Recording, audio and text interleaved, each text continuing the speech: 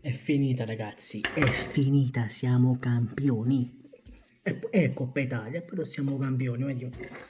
Rino Gattuso riesce dove non era riuscito Sarri, il grandissimo Sarri, signori, che è andato alla Juventus per vincere tutto e c'è uno scudetto in ballo e in Champions League la partita di andata l'ha preso nelle...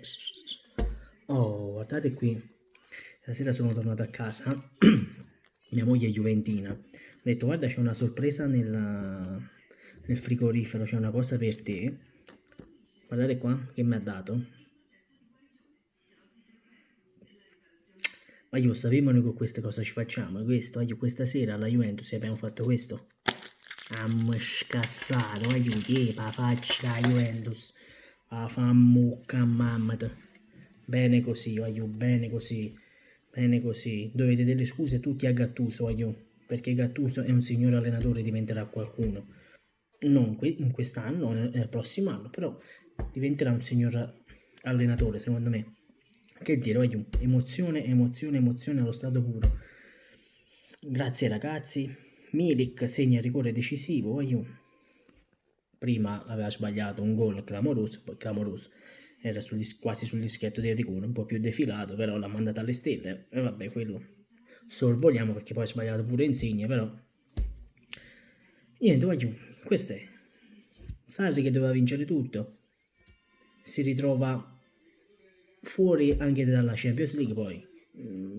Lo sappiamo tutti, la Champions League è c'è il ritorno, quindi giocano a Torino, ma come abbiamo visto che senza pubblico non è così scontato il passaggio della Juventus, poi ci saranno le Final Four, non sarà più andata e ritorno, ma se non sbaglio sarà una botta e via, nel senso botta e via, una partita e basta.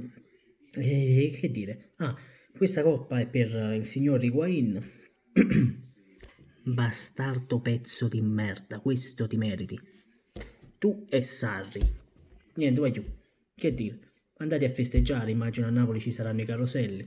Qua stiamo in Toscana, tutti Juventini e merda, questo sopra di me è Juventini, mia moglie è Juventini, c'era mia nipote, era Juventina pure essa.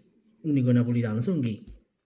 Avete visto la mia esultanza, sono uscito fuori, c'era 5-6 persone, tutte secondo me steve cacche Juventino perché poi sono ripassato, ma guardate malamente, ma l'hanno preso nelle pacche. Niente, vai giù. Ora ci vediamo ad inizio campionato e vediamo un po' che succede. Vai giù, sempre Forza Napoli, ricordatevelo, ve l'abbiamo messo nel culo.